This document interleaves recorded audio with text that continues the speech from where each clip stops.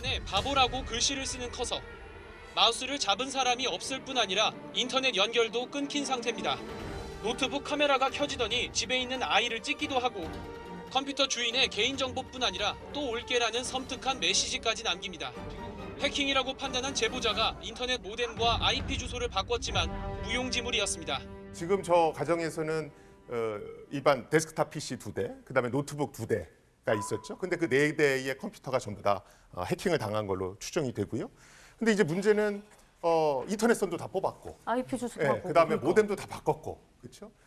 그러면 사실은 더 이상 해킹이 안 일어나야 되는데 그렇죠. 계속해서 저렇게 협박이 계속됐고 개인정보도 계속 털렸다는 거죠. 저희 같이 이쪽 보안을 하는 사람들 사이에서도 굉장히 화제가 됐던 보도 중에 하나입니다. 저게 어떻게 가능하지? 그렇죠. 저게 자작극 아닌가? 사실은 이런 얘기가 벌어질 정도로 굉장히 논란이 됐던 거였고요. 아직까지도 너무 이상하다. 저게 어떻게 이루어졌는지 실제로 아직도 범인은 몰라요? 누군지 단서를 못 잡고 있습니다. 말도 안 돼. 잠깐만요. 그런데 이게 누가 했는지 아직도 모른다는 거예요? 심지어 교수님마저도 모르시는 거예요? 네. 아니 90년대 에 이런 일 있었으면 그 귀신 나 씨였다고 진짜 했지. 귀신인 줄 알고 컴퓨터 귀신 엑소시스트 불러가지고 해결해야 될 귀신 것 들린 같아. 집이라고 하지 우리가 보통 네. 이거는 좀 약간 이해가 너무 안 가서 지금 사실은. 지금 해킹 쪽, 보안 쪽 연구하는 사람들의 최대 관심사는 인공지능 스피커들 많이 쓰시죠? 네. 그렇죠? 인공지능 스피커는 얘기를 하면 동작을 합니다. 그렇죠? 그런데 이 목소리가 주인 목소리인지 다른 사람 목소리인지 구분할 능력은 없죠. 그래서 우리가 보통 이제 히든 보이스 커맨드 어택, 즉 들리지 않는 목소리 명령어라고 그래서 스피커한테 명령을 내리는 겁니다. 그런데 우리가 들을 수 있는 주파수 대역이 아니라 동물이나 이렇게 들을 수 있는 아주 고주파수 대역으로 명령을 내리는 거예요. 그럼 어떤 게 가능하냐면 한상진 씨 댁에 있는 인공지능 스피커한테 제가 명령을 내리는 겁니다. 사람은 안 들리는 소리. 그렇죠. 그러면 거기 있는 뭐 전화번호를 수집해서 나한테 어루 보내줘라든가. 음파를 그렇죠. 던지는 거지. 아니면 음악을 틀어 뭐 이러면 집안에 있는 사람은 난 아무것도 안 했는데 갑자기 음악이 막 나오는 거거든요. TV가 켜지기도 하고. 그렇죠. 그래서 그런 것들은 이미 시연이 많이 됐고 그래서 인공지능 스피커를 만드는 업체들이 어떻게 하면 주인 목소리와 아닌 사람을 구별하게 할까 이것들을 연구를 많이 하고 있고요. 저 인터넷 뱅킹 안 해, 그러니까 좀 불안해서 안 하는 편이거든요. ATM 가서 직접 하고 뭐 은행 가서 직접 하는데 그것 때문에 친구한테 엄청 놀림을 당했어요. 저기 알베르토하고 럭키 형한테 엄청 놀림을 당했는데 되게 뿌듯하게 지금 형 앞에서 나타날 수 있을 것 같아요. 아니 근데 그렇게 뿌듯해하시는 분이 얼마 전에 수상한 링크를 확인도 안 하고 눌렀다가 계정이 다 갈아엎혔잖아. 그러니까 인터넷 해킹을 안 하시는. 자, 제가 설명해 드릴게요. 이거 왜 제가 걸리냐면 인스타 이제 해킹 당했어요. 이제 여름에. 아이고. 근데 그거 왜 그랬냐면은 이제 DM으로 어떤 링크 왔어요. 공식 인스타그램 계정에서 온 링크인데 당신의 계정에서 그 저작권 침해가 발견됐다. 그래서 밑에 링크 들어가서 그거 해명하셔야 된다. 이런 식으로 왔는데 로그인이 안 돼서 로그인할 때 이제 이메일 주소 같은 거 지금 입력하라고 하니까 그 순간부터 인스타 그다음에 그 얼굴책 그리고 왓츠앱까지 털려서 며칠 후에 이제 연락이 왔어요. 왓츠앱 문자로 뭐 Hi Daniel, do you want your account back? 어머. 그거 오고 제가 반응 안 하니까 나중에 이제 인스타 DM으로 너 계정 돌려바꾸시면 1,000불 보내달라고 비트코인으로 이런 식으로 왔었어요. 근데 제가 이제 나도 대응 안 하고 왔었는데, 그냥 그거. 포기하고 새로운 계정 만들긴 했지만 그 순간에 너무 와 이게 진짜 만만치 않더라고요. 저도 놀랐던 거는 제 아이디로 저도 이제 저만 털린 줄 알았는데 나중에 보니까 이제 인터넷 기사 몇 개 뜨니까 저의 아이디로 성시경 씨, 그 다음에 김풍 씨 등등 여러 연예인한테 똑같은 뭐 이제 보냈어요. 저희 아이디로. 그래서 제가 아까 언택트 범죄는 내가 피해자가 됨과 동시에 가해자가 된다고 말씀드린 게 바로 딱 그거예요. 그 계정을 오랫동안 사용하셨는데 다 완전히 다 백지화됐죠. 맞습니다. 6년 동안 쓰다가 모든 추억들이 이제 사라지고 어떡해. 사실은 이 해킹이라고 하는 것은 해커가 직접 안 합니다. 그냥 프로그램을 만들어 놓으면 그게 자동으로 돌아가는 거거든요. 그래서 무차별적으로 준비가 안 된 시스템들을 공격하는 겁니다. 그래서 나는 유명하지가 않으니까 안전할 거야. 이건 굉장히 잘못된 생각이고요. 실제로 이런 언택트 범죄, 이런 해킹이 무차별적으로 공격을 시도하다 보니까 보통 밖에 돌아다닐 때는 이건 불안해. 하지만 집안에 있는 시스템들은 안전해 이렇게 생각하시잖아요. 그런데 집안에 있는 시스템들도 사실은 절대적으로 안전하다고 장담할 수 없는 그런 시대에 우리는 살고 있습니다. 영상 한번 보실까요? 이제 영상 보기 무섭네. TV가 켜진 거예요? 지금? 이거 You hungry? 누가 말하는 거야? Hello. 어디서 말하는 거야? Who is this? Who is this? Hello. 너무 무서워. I see you. 어디서 들리는 거야 대체? Lamar. 대답했어. What is that? 사실은 집에 카메라가 굉장히 많죠. 웹캠 뭐 이런 거. 특히나 요새 이제 반려견 때문에도 웹캠을 굉장히 많이 설치들 하세요. 근데 이 웹캠이 사실 굉장히 해킹 당하기 쉬운 물건입니다. 웹캠이라고 하는 것이 잘만 보면 그냥 카메라 형태로 별도로 설치하는 것도 있고 노트북에 들어가 있는 것도 있고 또 TV에도 달려 있습니다. 그렇죠. 그래서 스마트 TV. 이 모든 것들이 전부 다 해킹 당할 소지가 있는 것이고요.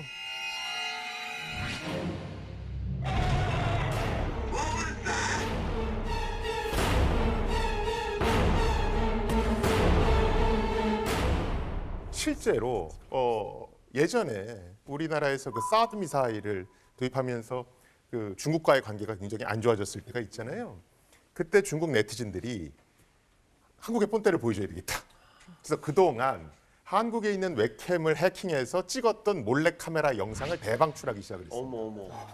그걸 웹하드에 엄청나게 올렸거든요. 그 영상을 실제로 보면 뭐 별의별 그림이 다 있습니다. 그 정도로 서울이 아니더라도 다른 그렇죠. 영상. 하다못해 뭐 수술실 화면도 있었으니까.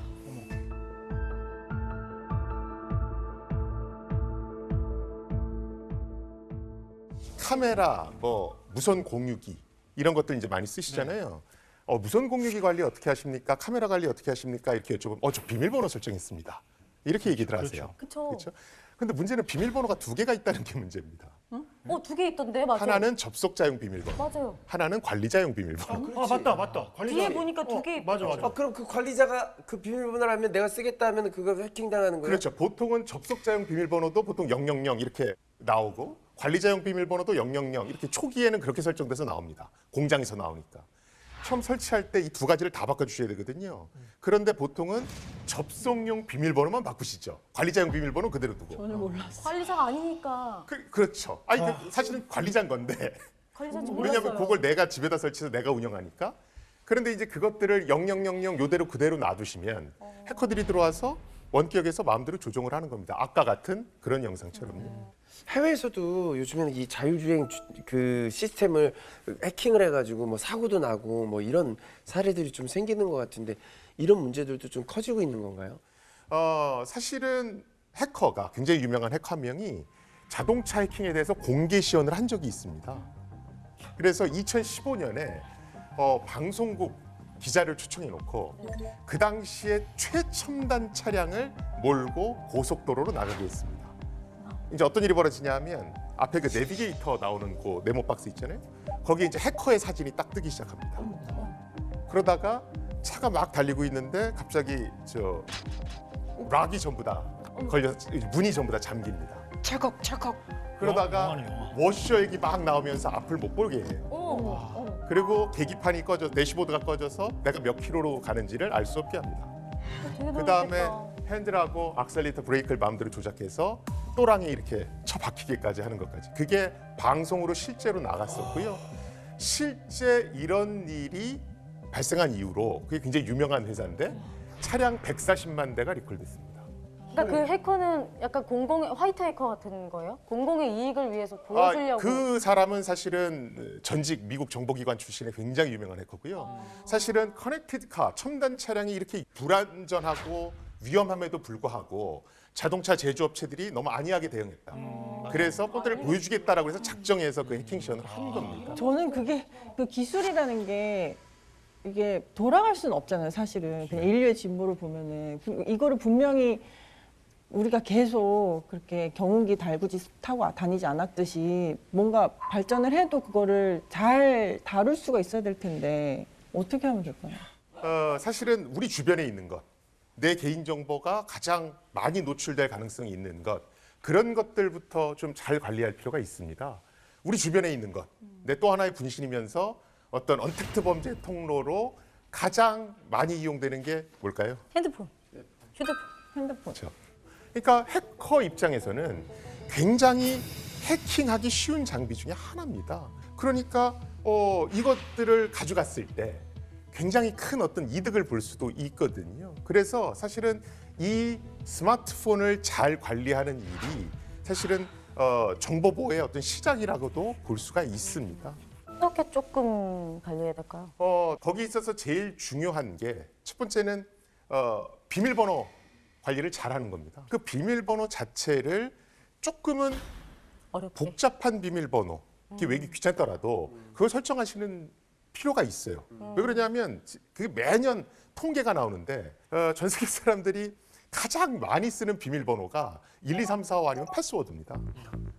실제 통계가 그래요. 패스워드요. 네. 비밀번호 하랬더니 PASSWR 아, 진짜? 이거를 하는 겁니다. 어머. 우리가 비밀번호를 아무리 안전하게 설정해도 해커들이 그냥 해킹을 하면 끝 아니에요? 아, 그렇죠. 그래서 사실은 내가 내 비밀번호를 잘 관리하는 것도 중요하고 그것을 만드는 회사는 안전하게 잘 만드는 게 또 중요한 거죠. 그런데 또 거꾸로 지금 말씀하신 걸 거꾸로 보면 회사가 아무리 잘 만들어도 사용자가 관리할 일정 부분은 있거든요. 그렇죠. 그런데 나는 아무것도 안 하고 이건 다 해줘야 되는 거 아니야? 이건 곤란하다는 얘기예요. 그러니까 100% 대비할 수는 없어도 우리의 몫을 한 반 정도는 비밀번호를 안전하게 설정함으로써 지키자.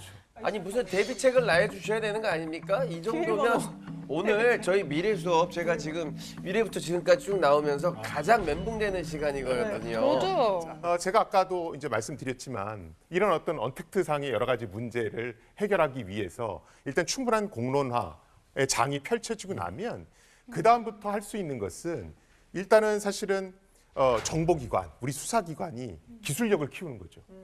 그렇죠? 그래서 압도적인 기술력으로 풀어내는 겁니다. 추적하는 것이고. 그런데 그게 왜 공론화가 돼야 가능하냐 하면 공론화가 안 된 상태에서 그런 거 한다 그러면 사찰하는 거지. 그렇지. 외국에서는 FBI 국장이 방송에 나와서 저렇게 무자비하게 보안 수준을 끌어올리는 것은 합법적 수사를 방해하는 거고 기업의 굉장히 무책임한 처사다. 이걸 공개 방송에서 얘기를 합니다.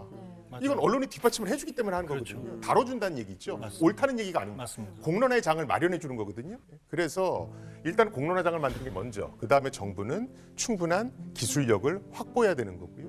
그래서 안 되는 것들을 잡아내는 노력들을 해야 될 거고요. 그 다음에 이제 우리가 할 수 있는 것들.